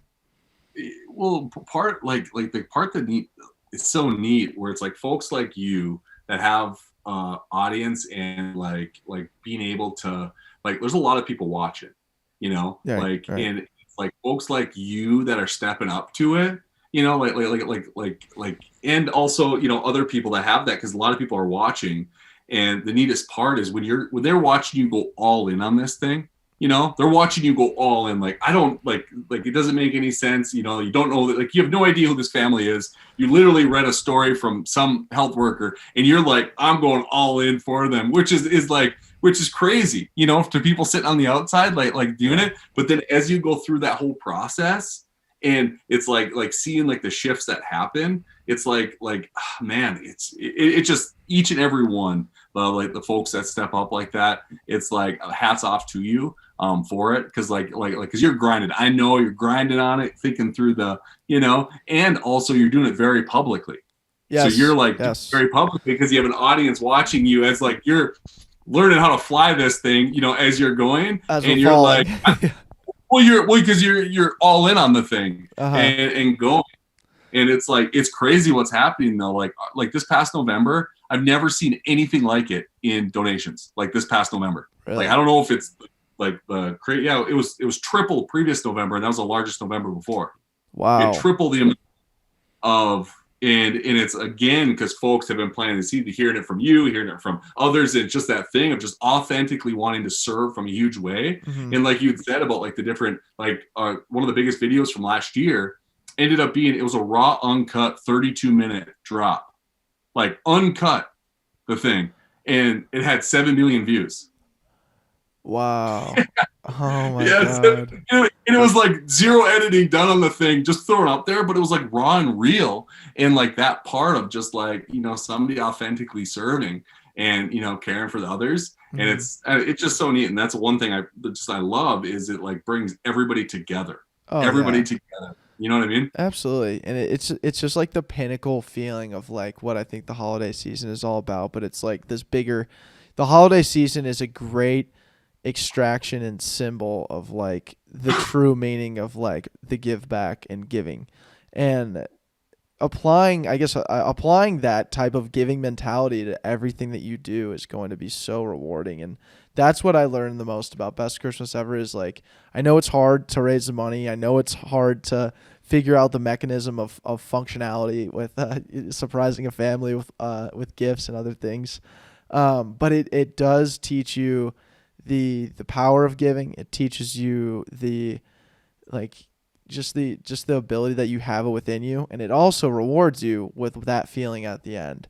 And doing that in any type of aspect in my life, in Backpocket's life, anybody who's involved, like that is the one thing that I extract, man, from Best Christmas Ever. Oh, so good. It's no, it's cool. It's thankful to have you on board and crushing it and stepping up big to the plate. Absolutely. And imagine this. Imagine a world where, like, do you know how it is on the captain's page where they're revved up? Like they're revved up right now, full mode of serving. Like in that group, that changing the meaning of Christmas from what can I get to what can I give. And then people sharing and saying, this is what I got. This is what I'm able to do for them. Imagine the whole world like that. Oh yeah. Like imagine the whole world waking up, like seeing what we're so excited for Christmas because you gave away a house and you're wondering what the heck's possible, as you're like, what can I give this Christmas? Like, what can I give? What can I go after? Oh, I mean, and it's crazy if you have that mindset of like, what can I give versus like, what am I going to get?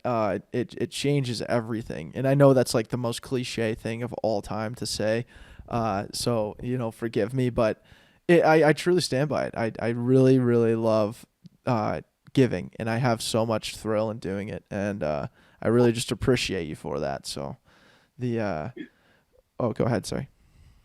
Well, the part that it comes back to me where it's like when you surround, like when you get together with this group of people on the 16th, right?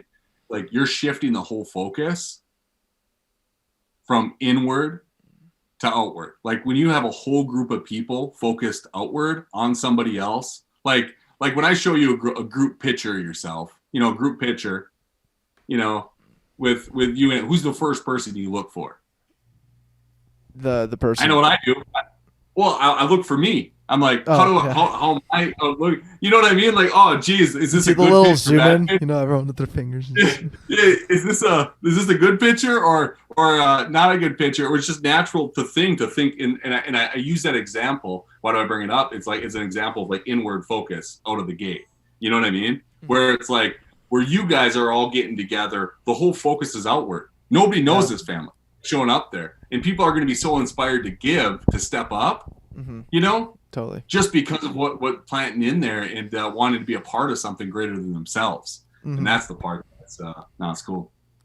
Yeah, man. And kind of through this whole process, and there's obvious successes and downfalls, and at the end of the day, we are just a couple ordinary average guys trying to do some extraordinary things. I'd love to hear from you, Don. What is your average quality? So this is maybe something that you're good at sometimes, bad at other times, but at the end of the day, it's something that you care about and always think you can improve on. So what would your average quality be, Don? Yeah, I'd say health-wise, like it's been a thing because I went through some crazy health situations. I've been super focused on it at times, and then times let it slip. And I just had a baby girl recently. Congratulations. Thank you. You said you have 6 kids? No. The Best Christmas Ever family that I'm helping has 6 kids. Oh, okay. Gotcha. Okay. I got 2. Nice. I got two with a 14-year gap. Nice. Right on. But so just had a baby girl, and just thinking about walking her down the aisle. And wow. Sort of thing. You know what I mean? 25 years from now, what do I need to be, and then thinking about like one of the biggest things on my bucket list is to become a grandpa. I want to become a grandpa, and it's like for me to be able to do that is I need to be consistently healthy. The foods I'm eating, with my exercise, with my sleep, with my, you know what I mean? Mm-hmm. And it just kind of goes where sometimes work and gets in the, you know what I mean? Of just going in the way where it tossed to the wayside. But that's something that is an average that I would like to zero in on. Dude, nice. Health is wealth, man. Very, very simply put.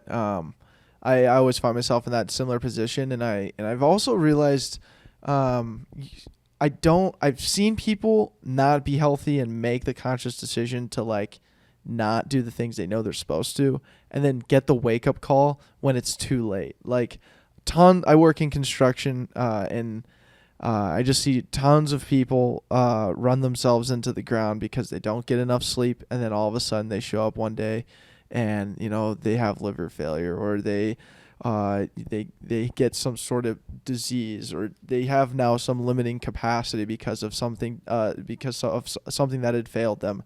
And now all of a sudden they're eating salads every day, and now they're not staying at work for 12 and 14 hours, and they're doing all these drastic changes. And it's just like, you had so many moments to get it right over a 40 or 50 or 60-year span.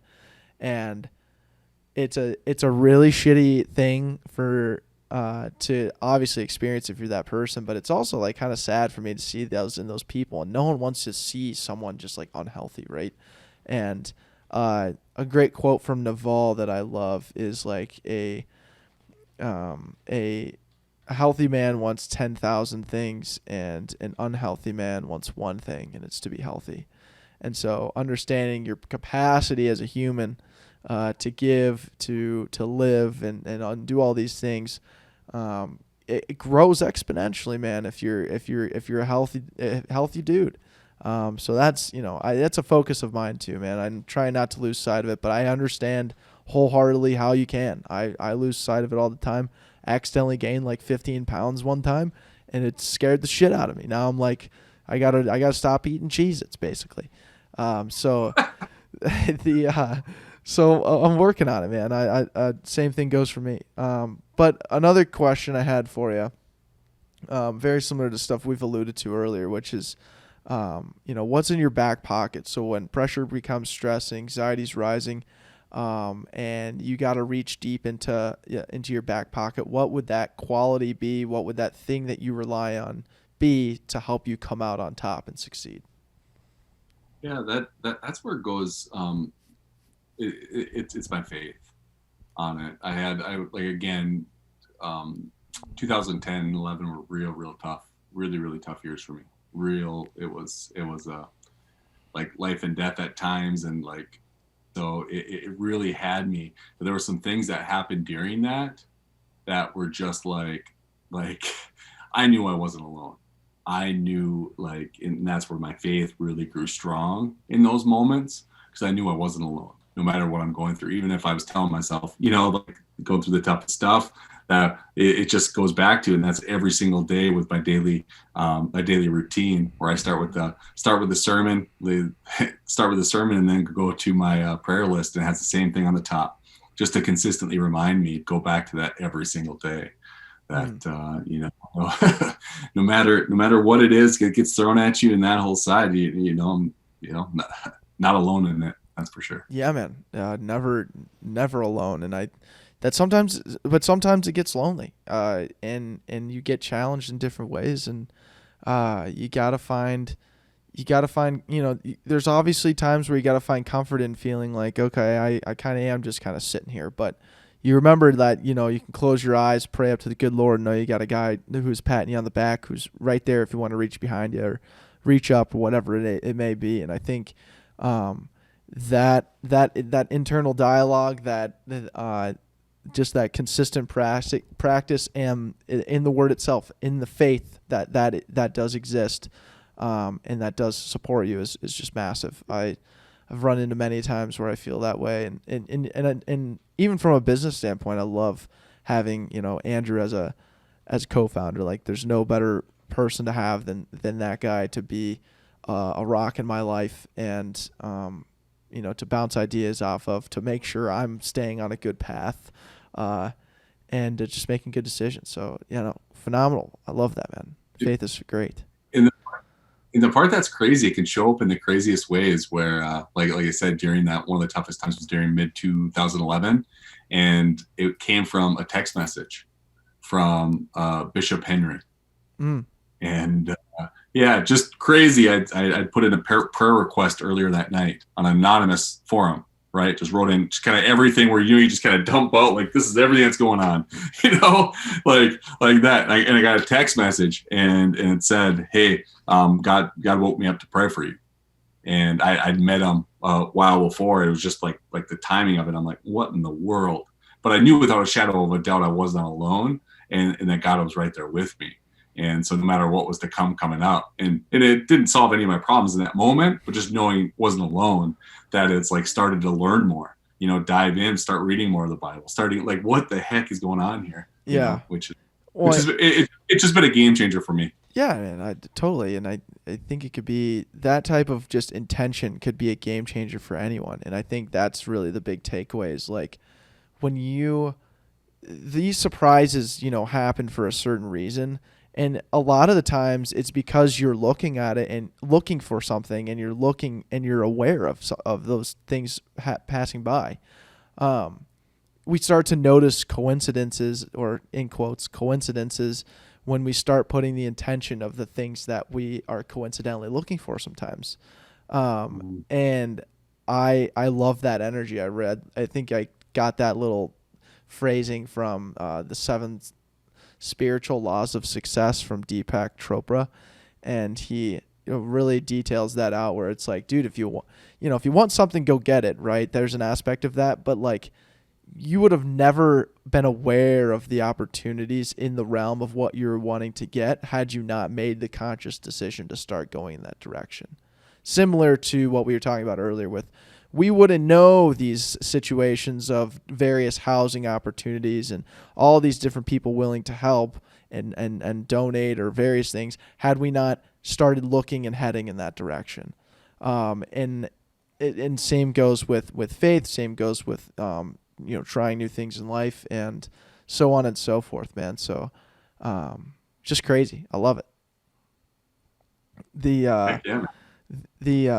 So I have 2 final questions for you.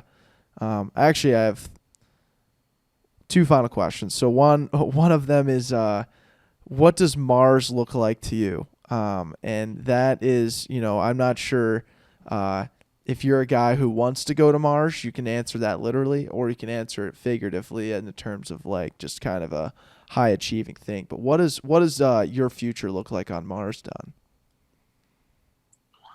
No, it's a great question. I just think of a world where, I guess, best Christmas ever, like looking from that way, it isn't really needed. Because everybody's just doing it all day as things are happening. You know what I mean? Like it was so wired, like that part where it's just like, oh, and that's a world where we're all together, all, able to not have the division, not have the, but that would be it, where we're all together, all serving each other. Serving your neighbor, no matter where they're at or what's going on, and just kind of like that would be the place for like my kids to be able to grow up and to be a part of, on the giving side and on the just part of that whole process. Yeah, no, I love that, and that's amazing that like you can have a company and a belief in something placed in reality where the goal of it is really to not even have to exist anymore. And when you think about like how big of a feat that is, that's having that as like the goal is exactly that same intention base where you want to be, right? Like there could be no higher achieving thing than that. And I deeply respect you for that, man. That's freaking awesome. Where it's happening year round, where talk to you. You do the best Christmas ever this year? What do you mean? I've done 362 of them already. Exactly. What do you mean? I can't turn this bunch off just for Christmas. Exactly. Exactly, man. No, totally. Okay, so 2 final questions. The first one is who would you challenge us to have on the podcast? You are episode 334. We're always looking to book other guests that you think would be a good fit, man. So who would you challenge us to have on the podcast? Yeah, I think it'd be cool for you guys to have on that the captain that just that just did the house giveaway, and you guys could talk about giving away houses on it. Father Brandon. Yes. I connected with him on Facebook actually. Oh, did you? Yeah. I challenge you to get him on. He's got his engine's just there revving, and it'd be he's a fun guy to like you said to be able to have in your circle, to be able to bounce things off of, because it's next level, everything that he's doing. Cool. Behind. Dude, challenge accepted, Father Brandon. I'm coming for you, buddy. That's awesome. And then the final question, man, is from the time that you woke up, what time are you waking up roughly every day? What's kind of your routine? It goes. Let me see what today does. Where it's like, Going to your sleep app. yeah. Well, no. Go to my text messages. The first one I responded. First one. Yeah. So it's right around 6 would be a fair There you go. estimate. Nice. Sometimes I get this one guy. It's so neat. What he does is he only responds to text or emails between 4 to 5 a.m. And I was just like not understanding it. Like you wouldn't ever other hear a message between 4 to 5, but then it like makes complete sense because he doesn't have to go back and forth. So I'm working at getting that thing down, but right now, yeah, falls between 6 and 6:30, something like that. Okay. How about you? I woke up at 4:55 this morning, as I Yeah, so typically do. Yeah, well, I'm required to do that. Would I typically do that if given the option to basically wake up whenever I needed to? Of course, I would not be waking up at 4:55. But I have told myself that if I ever, I shouldn't say if, when we go full time Backpocket, we're running this rocket ship to Mars, that I would love to have a lifestyle of where I get 8 hours of sleep every single night. If I go to bed at 1:00 in the morning because I had to that day, then I'm not getting up till 8 or 9, and I want my schedule to allow for that, and I want to design my life where I basically always get 8 hours because I want to hold that paramount to be a high functioning human, and I know I can do it. Yeah, no, that's the intention, right? I hope the mechanism is not too far behind, but from that I should say, so from the time you woke up today, which is roughly 6, to the time we're recording now, which is roughly 8:00, or no, 7:00. Sorry. What did you learn today, Don? What did I learn today?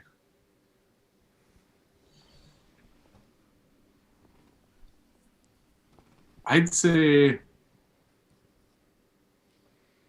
one thing that really jumped out to me is don't make judgments on what you think something's going to be or how it's going to go without just going in there with an open-minded heart. Because, like I said, I had a long Zoom scheduled for today that wasn't go into it when I'm like, oh boy, kind of thinking of all the things I should be or could be doing in that, going through it. But then once I stopped and I realized, and I just listened to their hearts and what they're trying to do, like that's where I'm at my best. You know what I mean? Yeah. And it was just a good reminder for me to get there on that, because it's so like with, you're growing stuff, your mind's going about the different stuff, just to stop and just to be present with them in that moment was the biggest thing I learned, and it just walloped me right in the face as I did it, and I was able to stop and kind of shift back to it, to be in on that conversation. There you go, man. I love the push. What'd you say? Oh, quick question for you. Yeah. I love that question about the challenge. Cool. I love it. It's a fantastic question. Who would you challenge BCE to have on as a captain? If you could think, because like behind the scenes of going, who would you challenge to be a BCE captain? That somebody that you think, as we're climbing, going through, or somebody who'd bring something to it, or we'd be able to. Yeah. I don't know how the mechanism of this would work, because they already kind of have not a very similar foundation, but a foundation that they work within the confines of. But I bet you could work hand in hand because of your nomination system and their power. Look up Charlie Rocket if you go on any and look up Charlie Rocket's Dream Machine Tour and look at what they're doing. They're on tour and they go across the country making dreams come true. And he's raised millions of dollars, and he literally drives around in a $250,000 RV with it painted Charlie Rocket's Dream Machine Tour, and they go around everywhere, all around the country, different states. They're in Miami right now, and they pick random people from their list of people, and they make their dreams come true overnight. it's some of the most fascinating content, some of the most fascinating stories that this guy finds, and he makes their dreams come true. So would he work strictly for BCE and as a captain? No, but he models exactly what the potential of like a captain could be, and how he markets, how he executes, the team he has behind him. It is exactly what you guys are doing, and it's at a national scale. Like they are. They do it's the, some of the so they took a like I'll give you a good example. They and they do this like all the time, but they took a guy, his name was Richard. He was a homeless man on the side of the streets who was selling paintings, and they were driving by, and they asked him a question, hey, what's going on? We'd love to know your story. And he's a homeless man who just loves to paint and he's a phenomenal painter. And Charlie took his story and basically started him a website, started having him basically, gave him all the materials to really start painting and stuff. And then started blasting off his paintings online. And the guy made $250,000 in like a certain amount of time. And then Oprah bought a paint. Will Smith bought one. They had a red carpet Met Gala party in LA where he got to like experience what it was like to do that for the first time. He got a house, and this all happened, I kid you not, in like a 3-week span. And he's probably done like at least 20 or 30 different stories this year. Maybe not that many, but damn near close. How cool would it be to be able to like partner with, like, imagine if we could have like all the captains and all the teams do one time where pick up, like, partner with like somebody that does it like massive scale and put everything we have behind it, like everybody for like one person, and what would be possible from it. You know what I mean? I know. like to select through, like maybe even go through. It'd be neat. That's a challenge accepted for Charlie Rock. Charlie Rock, Dream Machine. Yes, and it's crazy, man. Like he's been doing this for a couple years, but he used to be in like the rap industry, and he was a manager for like 2 Chainz and a bunch of other different rappers. He ended up getting a brain tumor and like was just really overweight and unhealthy, and he was just like, I need to start a winning streak. I need to do something in my own life that's going to turn me around. He ended up running in an Ironman. He ended up becoming a Nike athlete, one of the biggest Nike commercials of all time. And then he started just turning his brain onto the give back and what he can do for others and raising money. He's just like when I think about my own situation in terms of like in a situation to like change someone's life forever, I think of that guy because he is such a beacon of like anything is possible, especially with how he's been able to execute and just make these dreams come true. So that's a big internal drive of mine, but I think BCE would take a huge benefit from learning, even just learning and being like a student of his strategy and game. I think you guys would learn a ton, and he would be a great BCE captain. But obviously, the mechanism of that, I'm not sure. What my true challenge between us is that someone listens to this podcast or someone sees what Backpocket's doing and is pulled enough to be a captain themselves next year.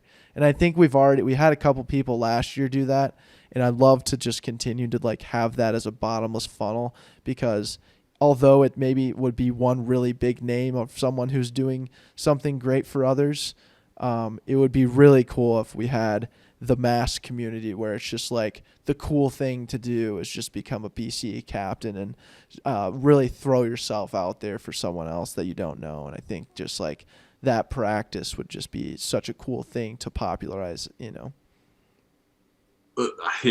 think the thing that's just running through my head as you're saying that there, where it's like with Charlie Rockets, it's like a big health situation hits, right? Yeah. Like, and then goes through, but like, man, like the amount that's possible where somebody doesn't have to have that to happen.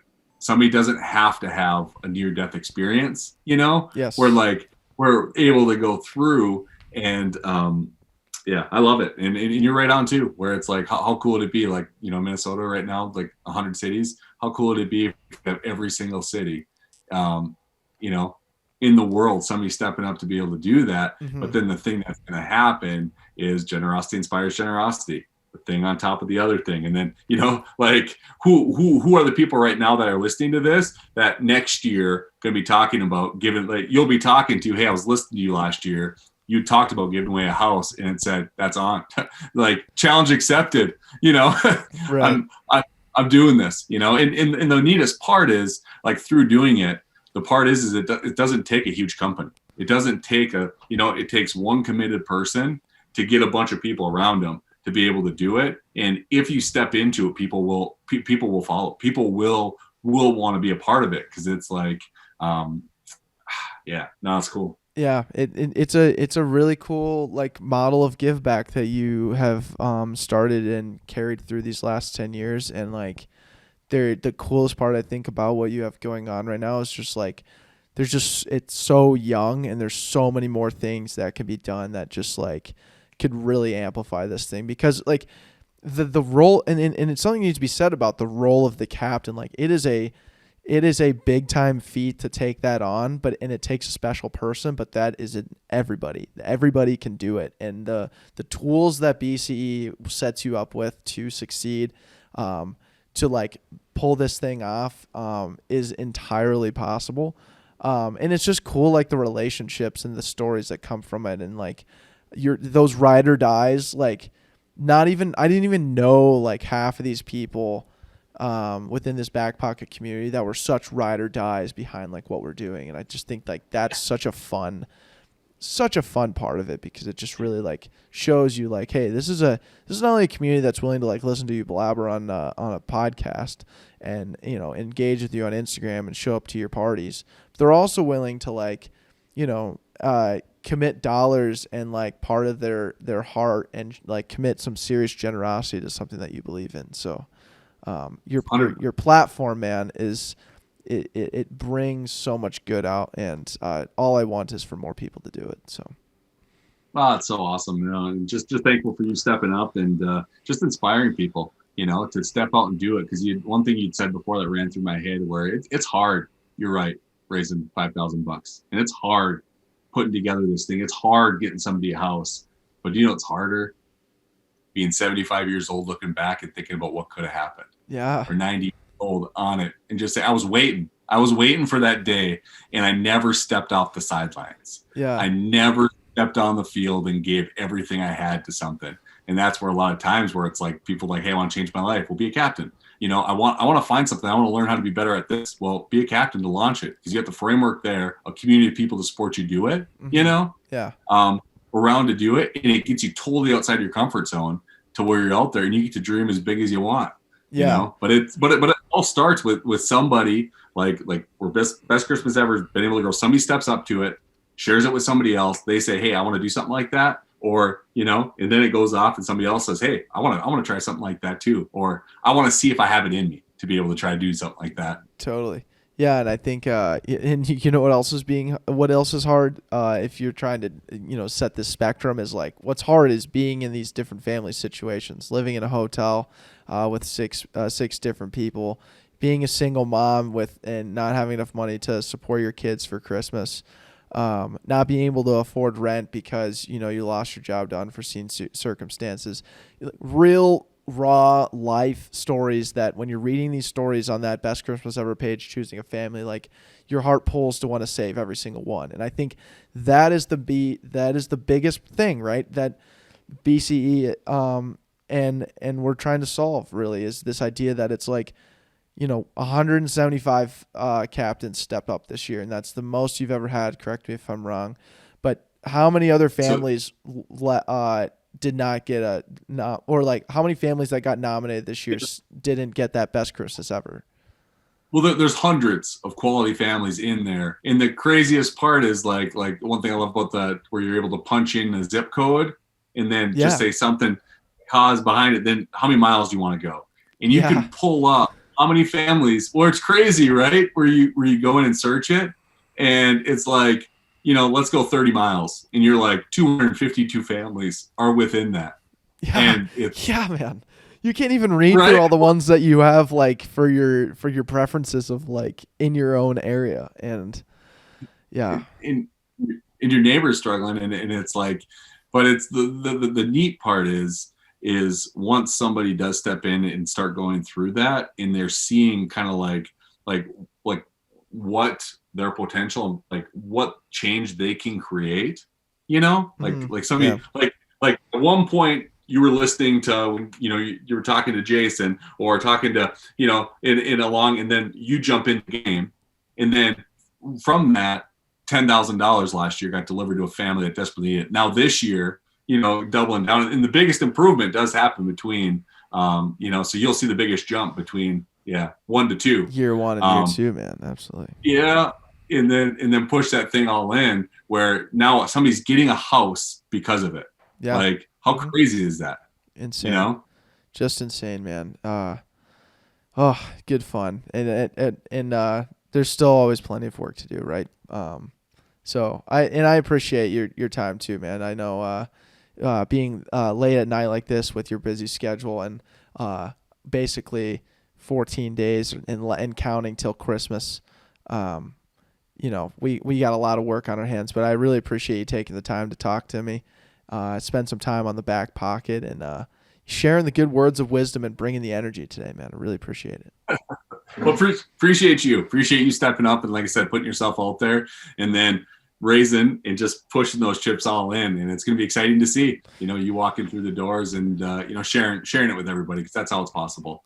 People like you stepping up to be able to do this. Right on, man. Well, I appreciate you coming on, and I hope to see you at Grace if you're in the area, man. If you have that opportunity, I know 6 p.m. on 12/16.